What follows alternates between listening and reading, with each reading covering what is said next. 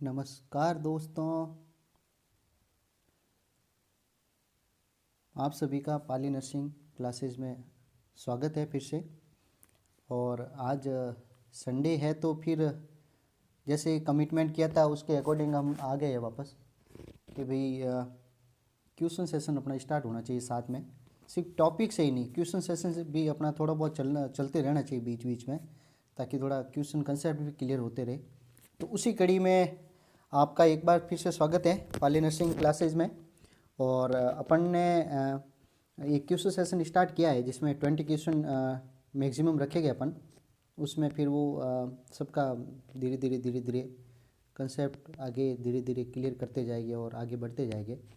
तो पाली nursing classes के YouTube channel को सब्सक्राइब करिए, आप सभी लाइक करिए, शेयर करिए अपने दोस्तों को भी, ताकि ज़्यादा से ज़्यादा लोगों को फ़ायदा मिले इससे। चलो इसी कड़ी में हम आगे बढ़ते हैं और अपना क्वेश्चन सेशन अभी से स्टार्ट करते हैं। फर्स्ट क्वेश्चन है, a client. First question, pen ले लेता हूँ 2 मिनट। ये first question, a client who has been receiving urokinase has a large bloody bowel movement, which action would be best for the nurse to take immediately. मतलब एक patient है जो urokinase medicine ले रहा है, रिसीव कर रहा है, और नर्स उसको ऑब्जर्व कर रही है। A large bloody bowel movement, which action would be best for the nurse. सबसे बेस्ट से बेस्ट एक्शन जो है नर्स की तरफ से क्या रहेगा? To make immediately action. मतलब एक तरह से इमीडिएटली एक्शन है, तो उसके लिए सबसे बेस्ट एक्शन क्या रहेगा नर्स के लिए? जो लार्ज ब्लडी बाउल मोमेंट देख रहे हैं और यूरोकाइनेज उसकी थेरेपी चल रही है, मतलब थ्रोम्बोलाइटिक थेरेपी चल रही है।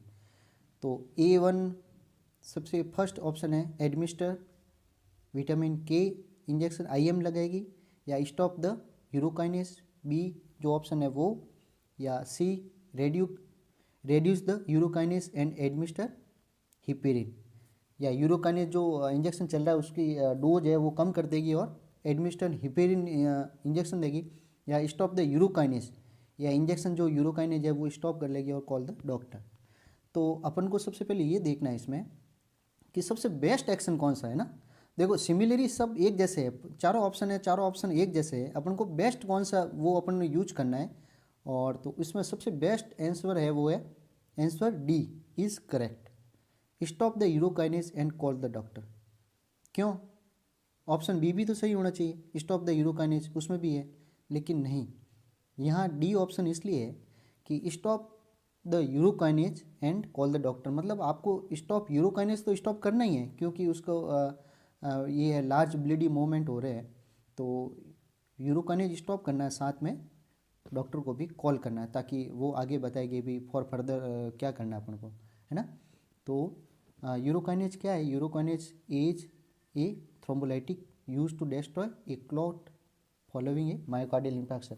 यानी MI वगैरह में पेशेंट होता है ना, MI पेशेंट मायोकार्डियल इंफ्रैक्शन, उसमें यूरोकाइनेज है, स्ट्रेप्टोकाइनेज है, तो ये सारी चीज़ें इंजेक्शन है जो अपन देते हैं उसमें।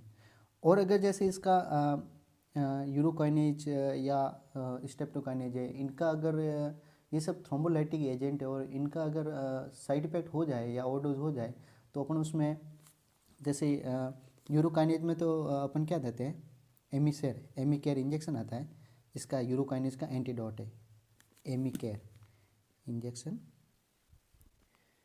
एमिकेयर EMICER, एमिकेयर, ये एंटीडोट है किसका? यूरोकाइनेज का। और इसका स्ट्रेप्टोकाइनेज का कौन सा हो गया? स्ट्रेप्टोकाइनेज का हो गया इप्सिलॉन अमाइनो कैप्रियोइक एसिड, ये एंटीडोट किसका है? स्ट्रेप्टोकाइनेज का। और ये दोनों क्या है? थ्रोम्बोलाइटिक थेरेपी, जो अपन क्लॉट को डिस्ट्रॉय करने के लिए यूज करते हैं। ओके, अब सेकेंड क्वेश्चन है, the client has a, second question, okay, the client has a prescription for a calcium carbonate compound to neutralize stomach acid. The nurse should assess the client for, and the client has a prescription for calcium carbonate compound. मतलब एक client है उसको prescribe किया है calcium carbonate compound. क्यों? Neutralize stomach acid. The nurse should assess the client for. तो nurse किसके लिए उसको असेस करेगी, मतलब ऑब्जर्व करेगी किसके लिए? तो ए है constipation, b hyperphosphataemia, c hypomagnesaemia and d diarrhoea. तो इसमें अपन को ध्यान रखने वाली बात यह है कि सबसे पहले इसका साइड इफेक्ट क्या होता है, किसका, सॉरी ये बीच बीच में हो रहा है ऐसा क्योंकि अभी मेरा फर्स्ट एक्सपीरियंस है थोड़ा. सेकंड ऑप्शन जो है इसका कैल्शियम कार्बोनेट कंपाउंड का जो अगर प्रिपरेशन करते हैं तो उसका साइड इफेक्ट होता है कॉन्स्टिपेशन, है ना.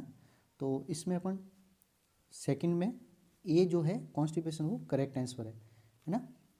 The client taking calcium preparation will frequently develop constipation, है ना. तो आंसर बी है, सी है और डी है डू नॉट अप्लाई. तो ये नहीं हो गया अप्लाई. ओके चले आगे चलें. Question third. The nurse is caring for a client with peripheral vascular disease. To correctly assess the oxygen saturation level, the monitor may be placed on the, है ना.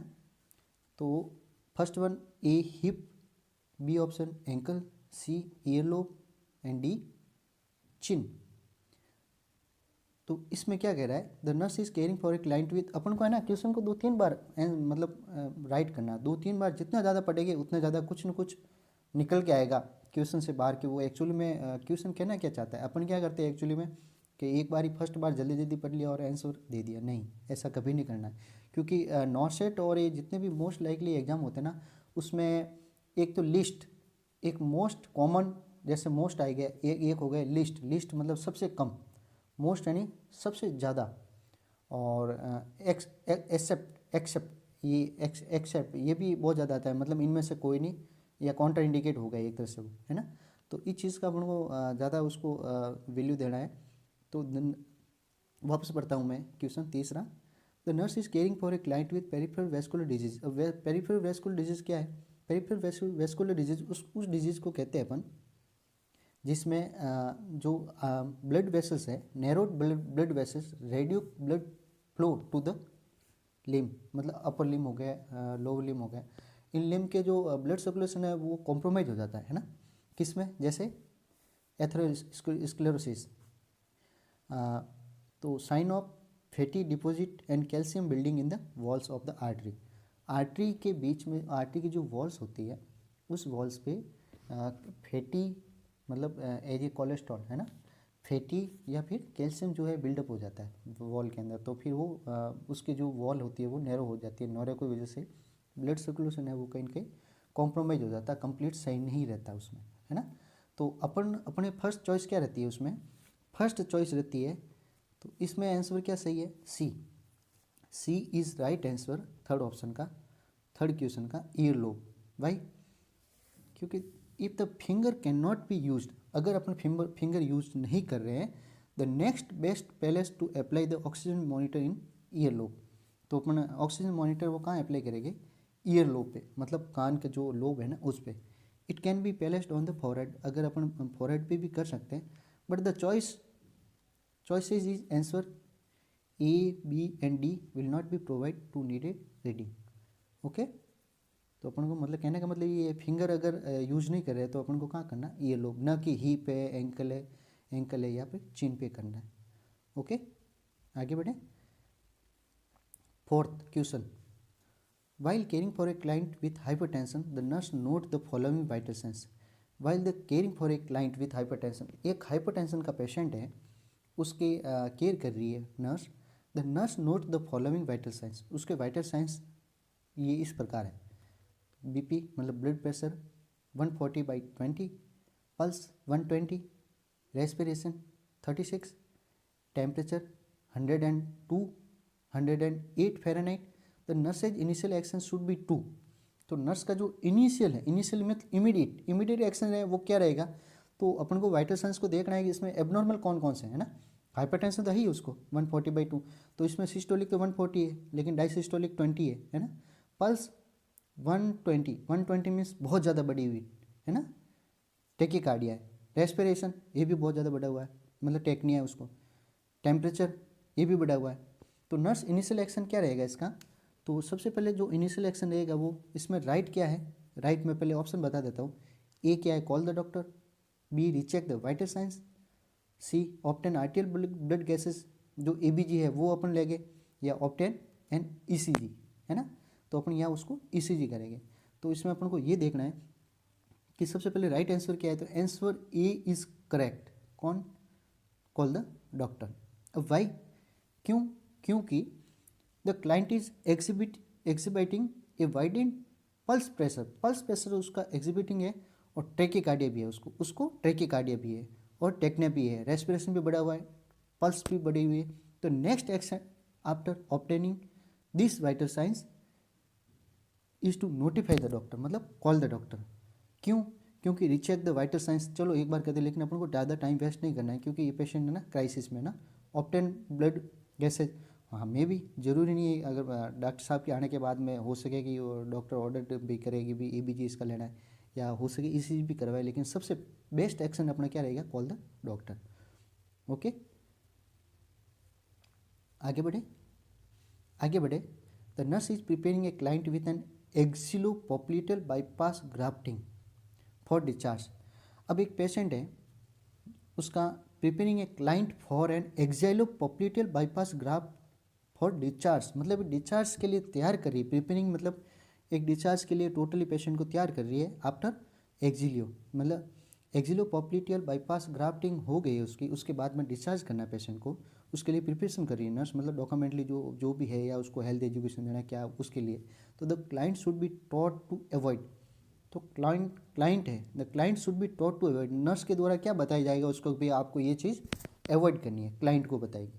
तो उसमें ए ऑप्शन होगी using A recliner to rest, B resting to supine position, C sitting in a straight chair, या sleeping in right sims position। तो fifth one में अपन इसमें क्या करेंगे, इसमें तो राइट कौन सा है इसमें, c sitting in a straight chair, मतलब ये अवॉइड करना है, इसमें ये राइट नहीं है, इसमें ये तीनों जो ऑप्शन है वो राइट है, लेकिन अवॉइड क्या करना है, वो सी करना है, right C sitting in a straight chair. अब मैं 5वें क्वेश्चन की बात कर रहा हूँ, इसमें अपन को sitting in a straight chair मतलब उसको स्ट्रेट जो चेयर होती है उस पर बैठने के लिए पेशेंट को मना करना है ना। The client with a femoral popliteal bypass graft should avoid activities that can occlude the femoral artery graft. Okay, sitting in the straight chair and wearing tight cloth are prohibited, मतलब उसको एक तो straight chair के पे बैठने के लिए मना करना है, प्लस जो कपड़े ऐसे कपड़े नहीं पहनने हैं उसको जो उसके टाइट हो, है ना। Resting in a supine position बिल्कुल सही है, resting in supine position, resting in a recline और sleeping in right Sims are allowed, मतलब ये सारी चीज़ें कर सकता है पेशेंट, ए बी डी ये सब कर सकता है, लेकिन स्ट्रेट चेयर पे उसको बैठने के लिए मना करना है। ओके ओके डियर, आगे चलते हैं दोस्तों। अभी 6 सवाल क्या कह रहा है, द डॉक्टर 6 जो है 6 नंबर क्वेश्चन देखिए आप। The doctor has ordered the doctor has order anti thrombolic stocking to the applied to the legs of the client with peripheral vascular disease. The nurse know antithrombotic stocking should be applied. Okay, अब question क्या कह रहा है, question ये कह रहा है कि डॉक्टर्स जो हैं उसको एंटी थ्रोम्बोलिक स्टॉकिंग यूज करने के लिए उसको बोला है, किसको, पेशेंट को बोला है कि भाई ये लेग्स पे है आपके एंटी थ्रोम्बोलिक स्टॉकिंग, ये एक तरह से सॉक्स होते हैं जो इलास्टिसिटी बढ़ाते हैं और वीनस रिटर्न है वो बढ़ाते हैं ना।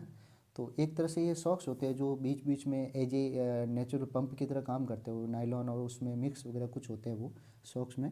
तो जो पेरिफेरल वेस्कुलर डिजीज़ जो होती है ना, जो वीनस रिटर्न वगैरह कम हो जाता है उसमें वो पहनाए जाते हैं।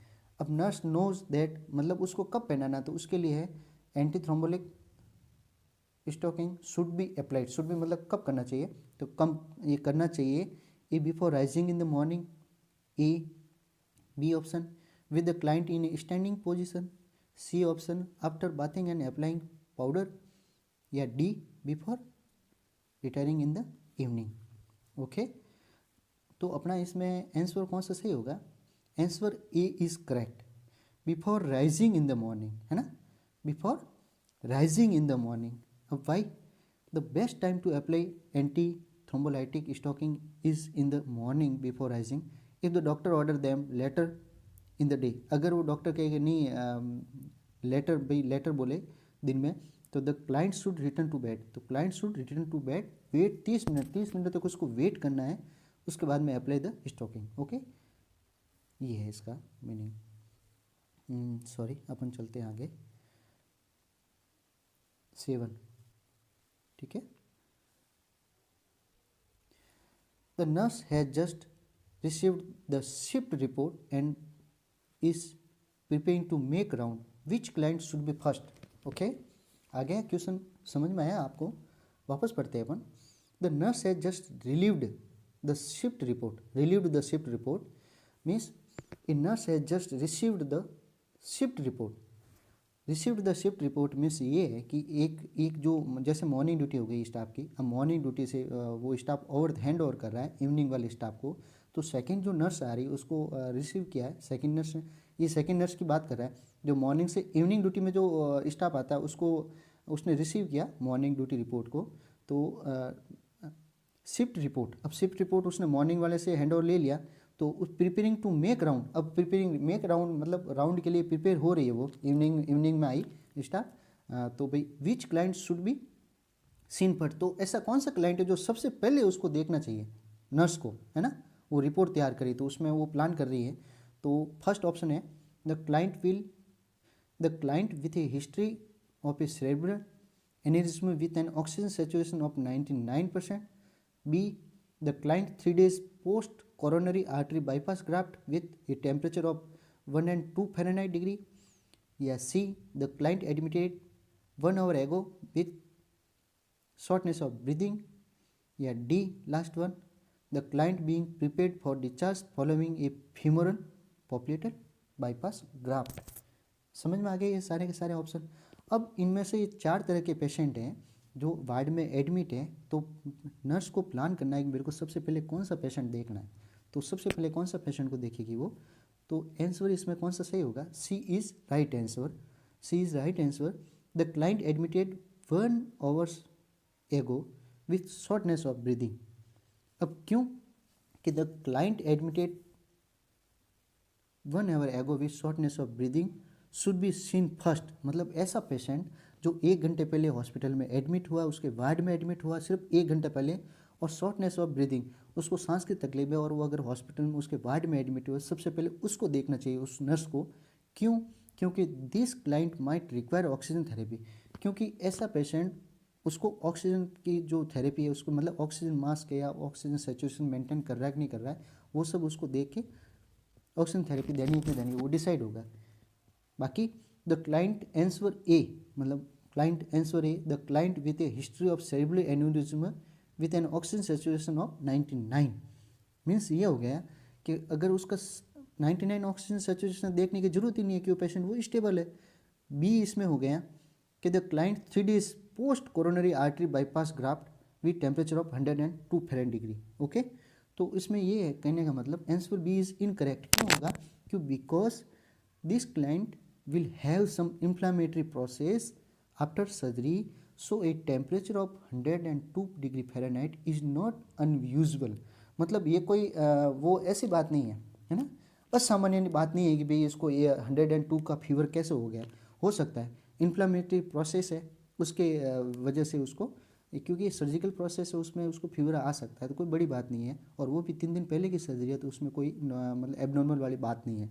और the client in answer d is stable and can be see late, तो आप भी है जैसे डी है the client being prepared for discharge following femoral popliteal bypass graft पे, तो इसमें भी आप थोड़ा लेट करोगे तो भी चलेगा, मतलब उसको डिस्चार्ज के लिए फीमोरल पॉप्लिटियल बाईपास ग्राफ्टिंग है, उसको प्रिपेयर करना है डिस्चार्ज के लिए, तो कोई बड़ी बात नहीं है। सबसे पहले जो इमरजेंसी है उसको अपन को पहले देखना होता है। ओके, चलते अपन क्वेश्चन नंबर 8, आठवां क्वेश्चन क्या कह रहा है भाई साहब? आठवां क्वेश्चन कह रहा है, a client with a femoral popliteal bypass graft is assigned to a semi private room. ठीक है ना, a client with a femoral popliteal bypass graft is assigned to a semi private room. Semi private room में है patient, जिसमें एक limitation होती है, 2 bed है, 3 बेड है, 4 बेड है, वो अपने अपने हॉस्पिटलाइज की पॉलिसी होती है उसमें according. The most suitable roommate for this client in the client is the client with, मतलब इसका ये कहने का मतलब ये है, एक पेशेंट है फीमोरल पॉप्लिटियल बाईपास ग्राफ्टिंग उसकी असाइंड उसकी हो गई है, मतलब उसको सेमी प्राइवेट रूम में रख रहे हैं।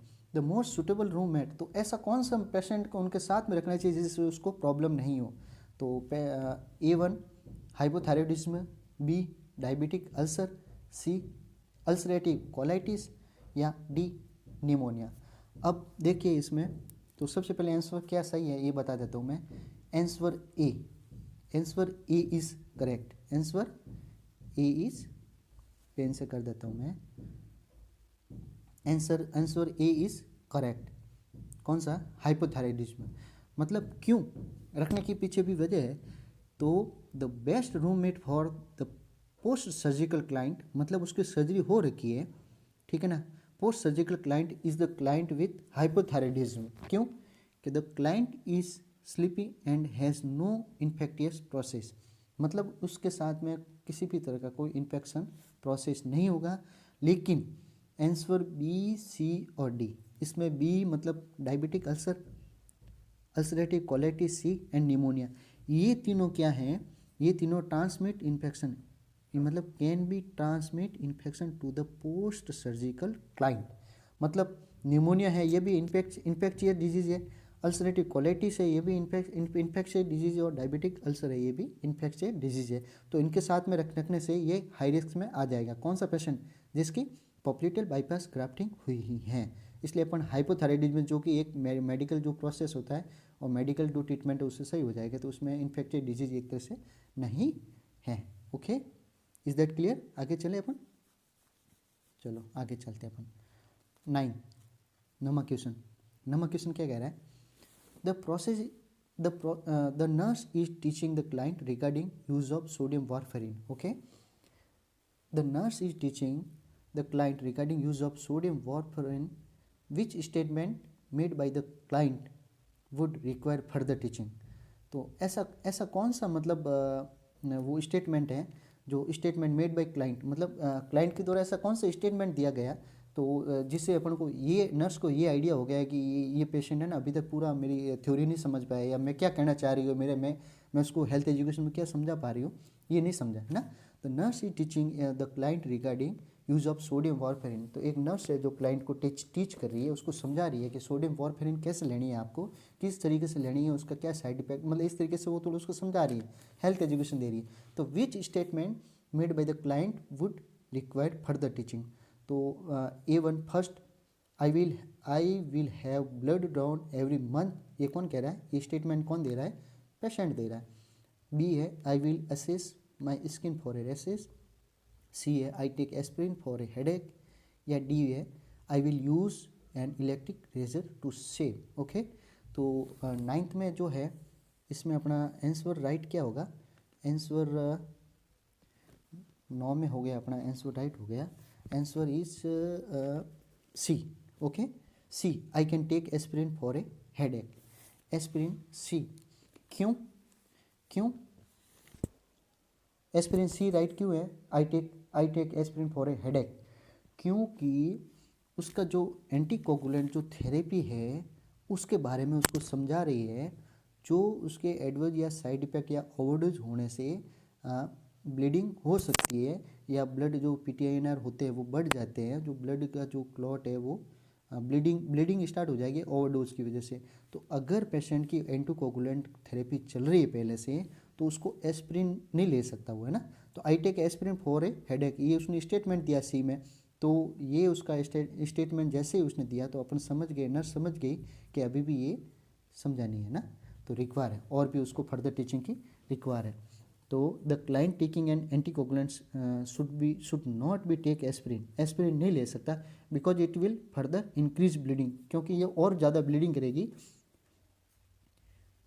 ही should return to have a promote drawn to bleeding time, report a rash and use of electric razor, therefore answer ABD is incorrect। Okay, ये है इसका मीनिंग। चलो अब थोड़ा जल्दी जल्दी चलते हैं, वीडियो बहुत ज़्यादा बड़ा हो जाएगा, है ना। 10th में अच्छा वॉरफेरिन जो है थेरेपी, ये थोड़ा बता देता हूँ जल्दी जल्दी कि 9 वाले क्वेश्चन में वॉरफेरिन जो है, सोडियम वॉरफेरिन किस में देते हैं अपन, ये एंटीकोगुलेंट जो एजेंट है, ये कब कब देते हैं वॉरफेरिन, वॉरफेरिन देते हैं जैसे स्ट्रोक वाले पेशेंट हो गया, हार्ट अटैक वाले पेशेंट हो गया, डीवीटी हो गया, है ना, डीप वेन थ्रोम्बोसिस हो गया, पल्मोनरी एम्बोलिज्म, तो इस वाले पेशेंट में ये एंटीकोगुलेंट थेरेपी देते हैं अपन, है ना। आगे चलते हैं 10th question number 10 number question में the client return to the recovery room following repair of an abdominal aneurysm which finding would required further investigation. तो ऐसी कौन सी फाइंडिंग उसमें देखने को मिली जिसमें फर्दर इन्वेस्टिगेशन करवाना बहुत ज़रूरी है। ओके, तो ये हो गया पेडल पल्स इज रेगुलर या urinary output 20 ml in the past hour, मतलब 1 घंटे के अंदर 20 ml यूरिन आउटपुट हुआ तो, या ब्लड प्रेशर 108/50, या ऑक्सीजन सेचुरेशन उसका 97। तो विच, अब वापस पढ़ते हैं 10th number question, the client return to the recovery room following repair of abdominal aneurysm. तो एब्डोमिनल जो एनेरिज्म होता है वो क्या होता है, एब्डोमिनल एनेरिज्म हो गया एक तरह से, एब्डोमिनल एरोटिक एनेरिज्म हो गया, तो enlargement of the aorta, the main blood vessels that delivers blood to the body, blood को पूरी बॉडी को जो ब्लड सप्लाई देती है, मेन एरोटा ब्लड वेसल्स हो गई वो at the level of abdomen, मतलब एब्डोमन के जो लेवल है उस पर हो गई, तो कैन बी, अगर ये it can B life threatening if burst, अगर ये ब्रस्ट हो जाती है, ब्रस्ट मतलब एकदम से रप्चर हो जाती है, तो ये लाइफ थ्रेटनिंग एक तरह से उस सिचुएशन में आ जाती है।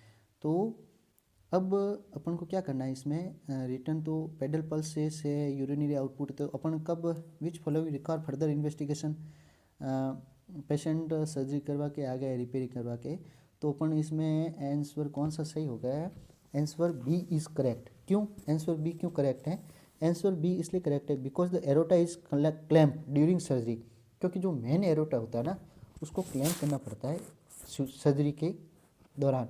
The blood supply to the kidney is impaired, मतलब जो ब्लड सप्लाई हो गई वो किडनी के लिए इम्पेयर्ड हो गई, मतलब कम हो गई। This can result in renal damage, मतलब रीनल डैमेज के लिए वो रिजल्ट हो सकता है।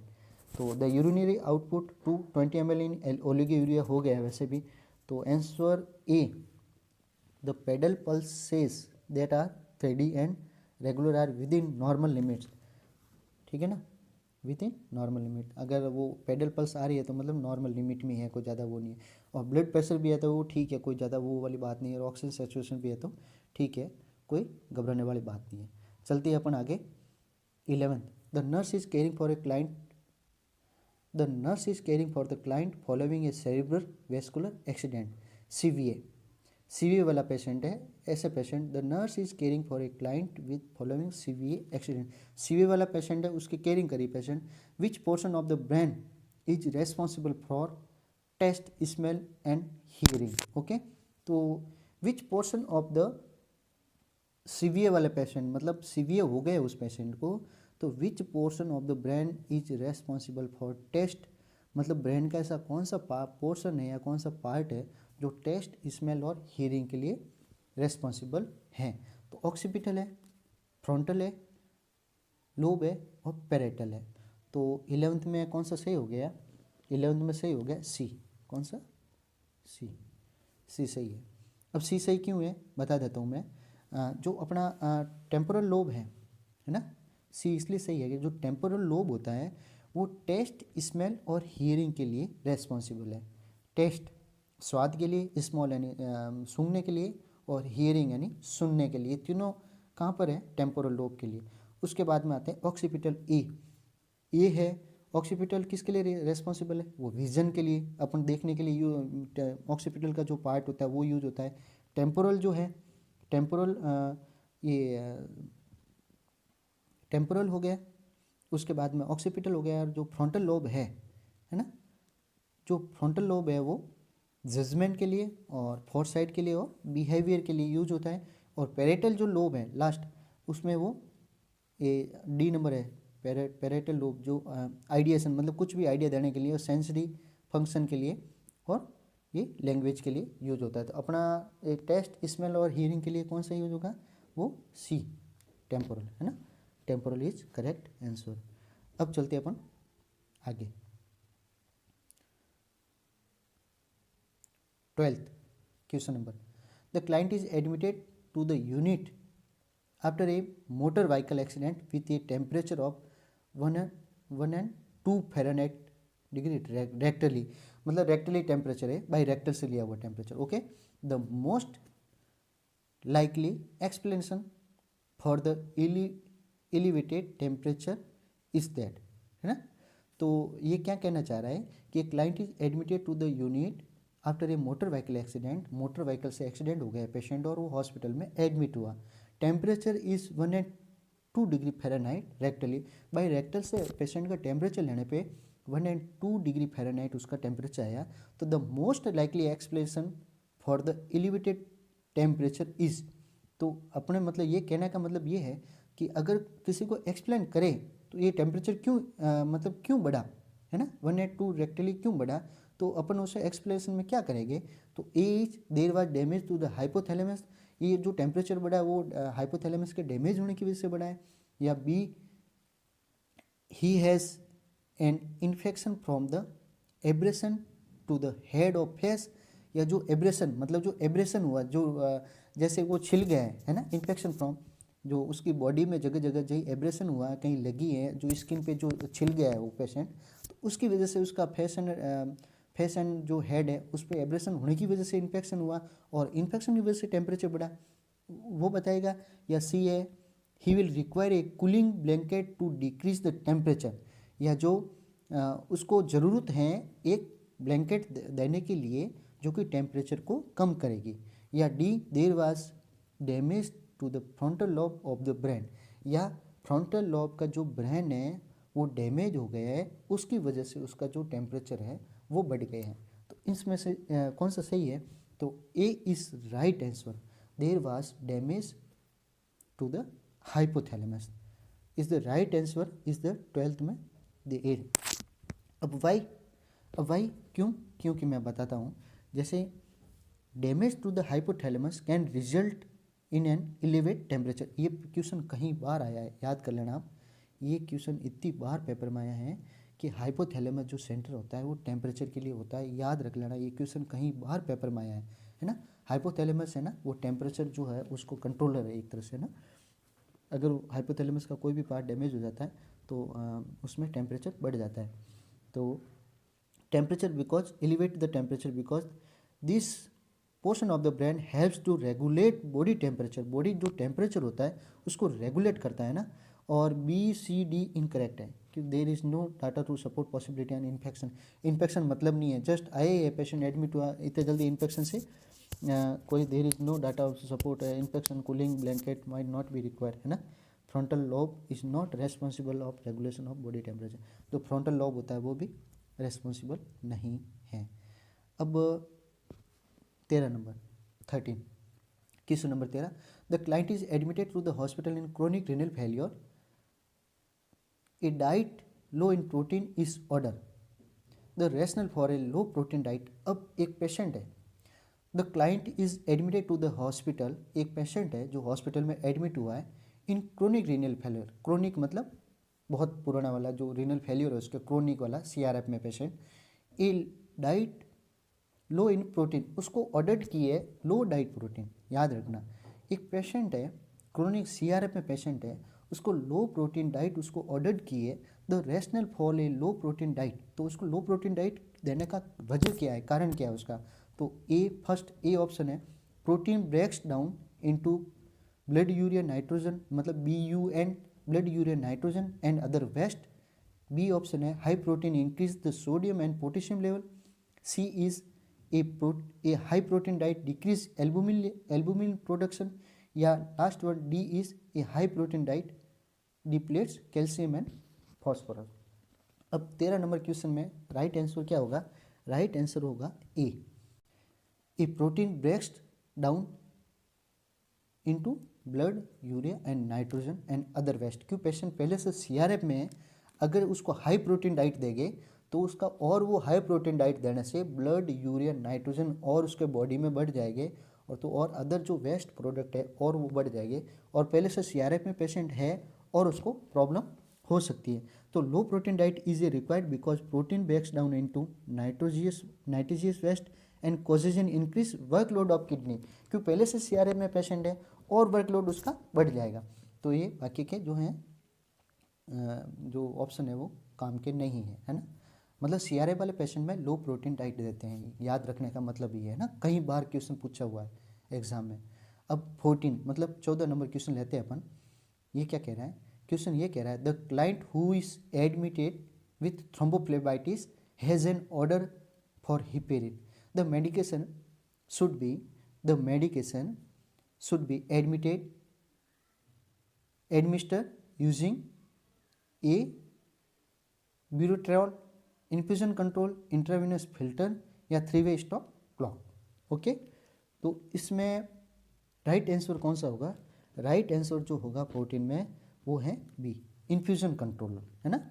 इन्फ्यूजन कंट्रोलर क्यों है? To safety administer heparin the nurse should obtain an infusion controller. Too rapid infusion of heparin can result in haemorrhage.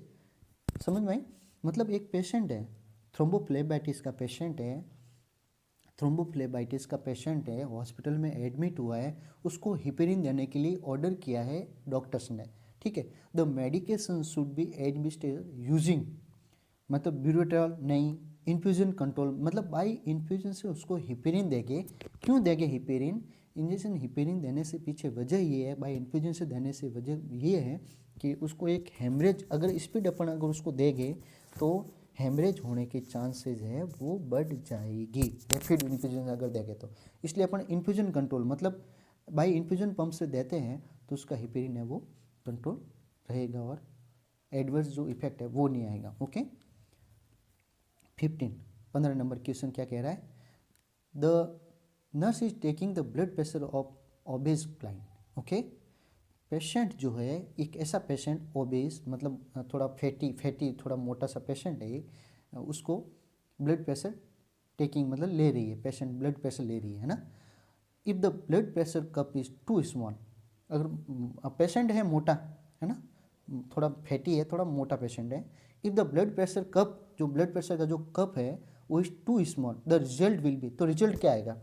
अगर पेशेंट बड़ा मोटा सा फैटी है और एकदम कप छोटा सा है, पीडियाट्रिक मिडिल पीडियाट्रिक टाइप का ब्लड प्रेशर का जो कप है और वो उससे मेजरिंग कर रही है ब्लड प्रेशर, तो रिजल्ट विल बी, जो कैसा रिजल्ट आएगा?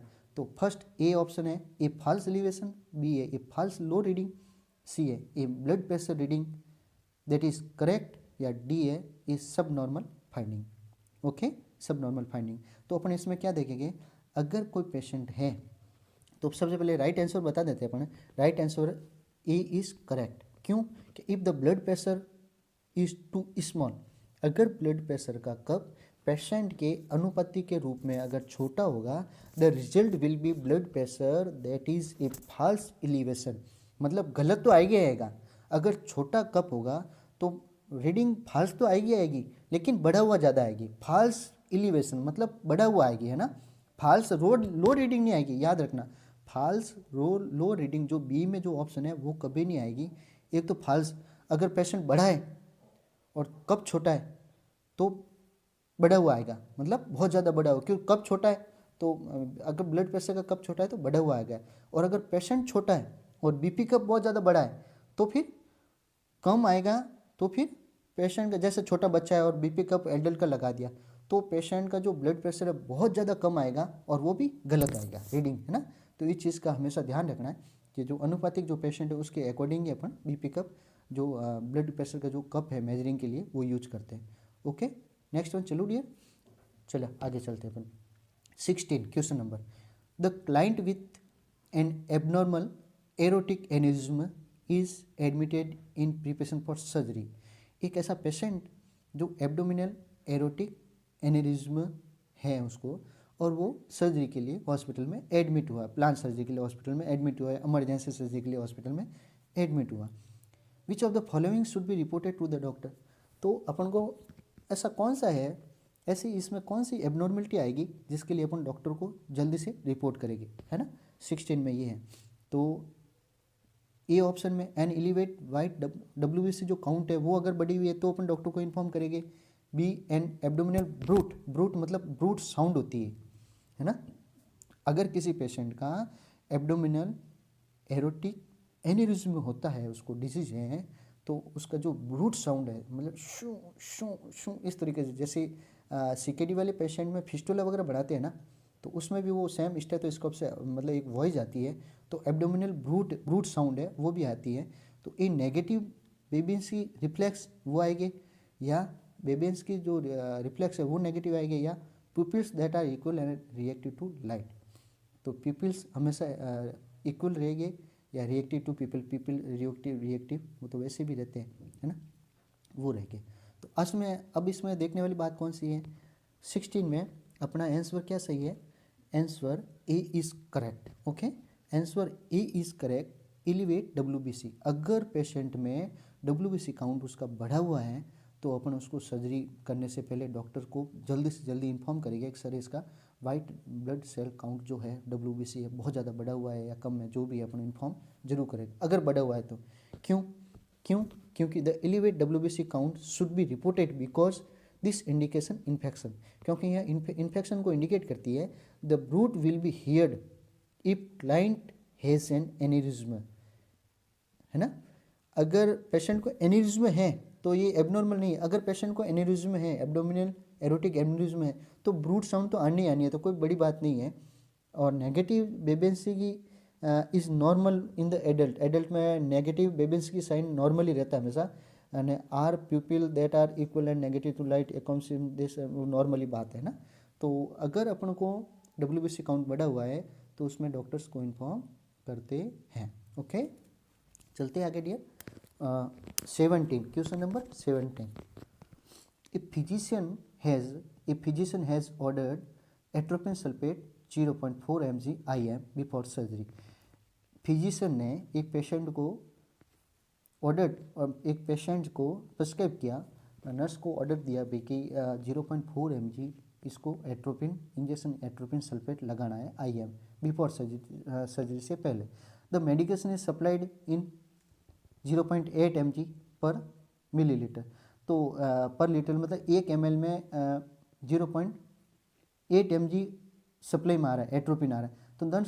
तो nurse should administer how many millilitre of the medication. तो मेडिकेशन मतलब कितना देना चाहिए उसको सप्लाई में, कहने का मतलब सीधे सीधे ये है कि एक पेशेंट सर्जरी से पहले डॉक्टर ने बोला भाई कि 0.4 mg IM इंजेक्शन लगाना है इसको, और अपने पास हॉस्पिटल में या जो अवेलेबिलिटी है वार्ड में वो 0.8 mg पर लीटर मतलब 1 ml में 0.8 mg सप्लाई में इंजेक्शन।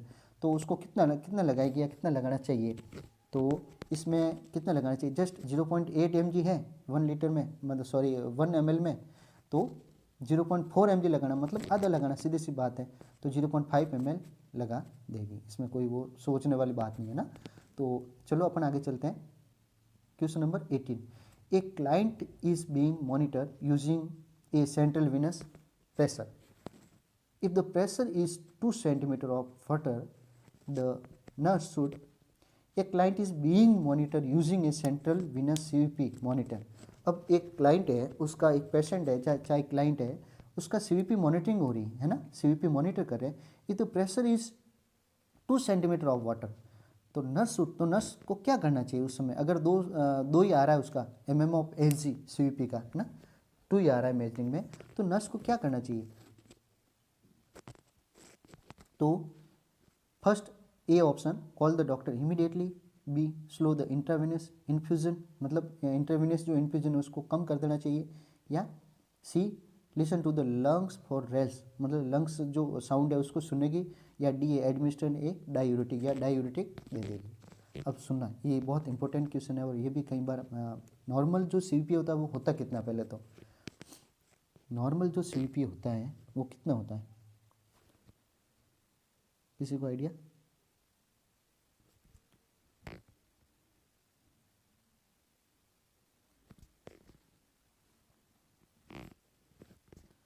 फाइव टू 10 है ना centimetre of water, 5 to 10 centimetre of water, ये नॉर्मल सीवीपी हो गया। तो अब इसमें सही कौन सा है, तो सही इसमें ये है कि answer A is correct. Okay, answer A is correct, call the doctor immediately. क्यों? कि जो normal central venous pressure is 5 to 10 centimetre of water, A reading of 2 centimetre is low and should be reported, मतलब जल्दी से जल्दी should be reported. Y? कि normal से बहुत ज़्यादा कम है तो उसको अपन को जल्दी से जल्दी डॉक्टर को बुलाना। ये मनगढ़ंत कहानी अपने हिसाब से नहीं करनी है। स्लो द आईवी इन्फेक्शन अपन कम कर देते हैं, या लिसन टू द लंग्स, अपने लंग्स की आवाज़ सुनने लग जाते हैं, एडमिनिस्टर डायूरेटिक, क्योंकि जब तक अपन को डॉक्टर्स प्रिस्क्राइब नहीं करते अपन ऑथराइज नहीं है लगाने के लिए, ये चीज़ ध्यान में रखें। अब 19 नंबर क्वेश्चन क्या कह रहा है कि the nurse identify ventricular tachycardia on the heart monitor. एक कार्डियक मॉनिटर ऊपर लगा हुआ है पेशेंट के अटैच में, तो वहाँ कार्डियक मॉनिटरिंग लगा हुआ है, तो वेंट्रिकुलर टैकीकार्डिया उस पेशेंट में हार्ट की जो मॉनिटरिंग कर रहे हैं तो उसमें वेंट्रिकुलर टैकीकार्डिया आ रहा है पेशेंट का। तो द नर्स शुड इमीडिएटली, तो द नर्स शुड इमीडिएटली, तो नर्स इमीडिएटली क्या करेगी? तो A, option A administer atropine sulfate, या B check the potassium level, C prepare to administer an anti arrhythmic such as lidocaine, या D defibrillator eight 360 joules. अब 19 में क्या करेगी? इसमें सबसे पहले राइट आंसर कौन सा है? Answer C is correct, answer C is correct. तो prepare to administer an anti arrhythmic such as lidocaine, तो प्रिपेयर टू एडमिनिस्टर नहीं करेगी, प्रिपेयर करेगी, है ना, ये याद रखना। प्रिपेयर कर सकती है, पहले से प्लानिंग लग रहा है भाई ये है तो ये चीज़, कुछ इमरजेंसी कार्डियक ड्रग्स में आती है तो उसमें क्या है, क्यों कि the treatment for ventricular tachycardia is lidocaine. Okay, जो वीटी होता है पेशेंट को अगर, तो अपन लिडोकैन वगैरह यूज करते हैं। और precordial thump is sometimes successful in slowing the rate, but this should be done only defibrillator is available. अब इंजेक्शन ये अपने सॉरी ए नंबर, एक नंबर क्या है? ए एडमिनिस्टर एट्रोपिन सल्फेट, है ना, administer atropine sulfate will speed the rate further, और ज़्यादा बढ़ा देगी, क्योंकि उसको वेंट्रिकुलर टैकीकार्डिया तो पहले से ही है, अगर अपन एट्रोपिन देंगे तो और ज़्यादा उसको प्रॉब्लम हो जाएगी, है ना। Checking the potassium level is indicate, VT में अपन पोटेशियम लेवल देखते तो है ही है, but is not the priority, लेकिन ये प्रायोरिटी नहीं है ना, कि वो प्रायोरिटी नहीं है एक तरह से।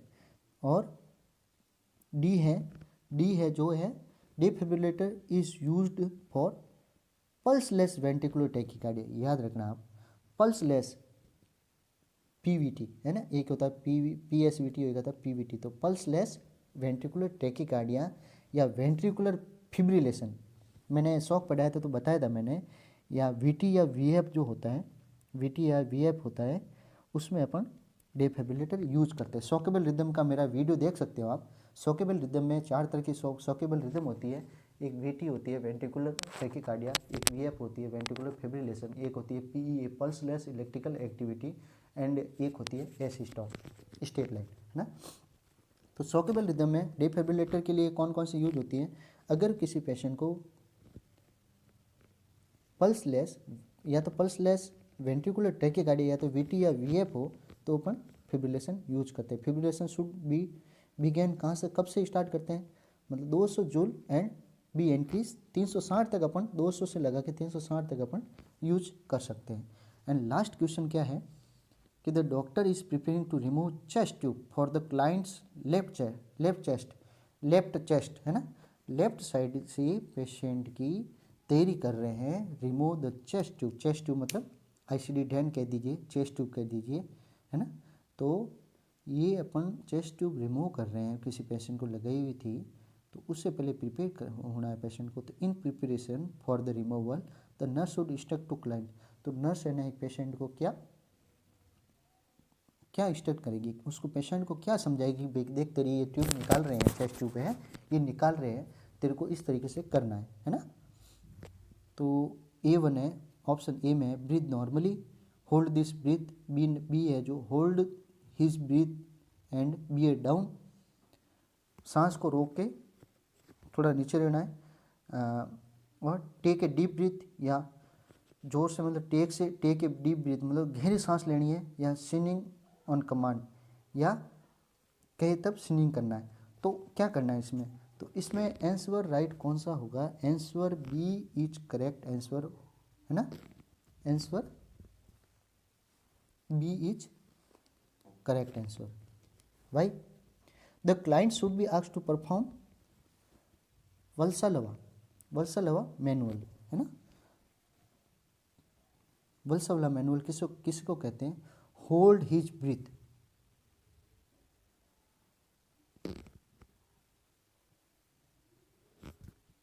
Hold his breath and bear down, थोड़ा सा नीचे झुकना है, होल्ड दिस ब्रीदिंग मतलब इसको क्या कहते हैं अपन, वल्सलवा मैनुअल कहते हैं, है ना, Valsalva manoeuvre. While the chest tube is being removed, तो ये एग्जाम में ये बहुत सारे क्वेश्चन कई बार आए हैं। अच्छा, वल्सलवा मैनुअल क्या होता है, ब्रीदिंग मेथड है, ये क्या है, वल्सलवा मैनुअल एक वल्सलवा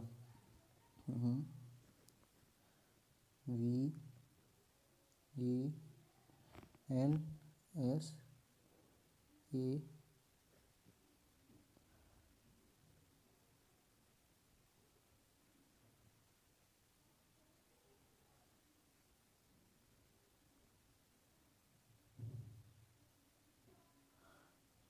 वल्सलवा मैनुअल MANEUVER,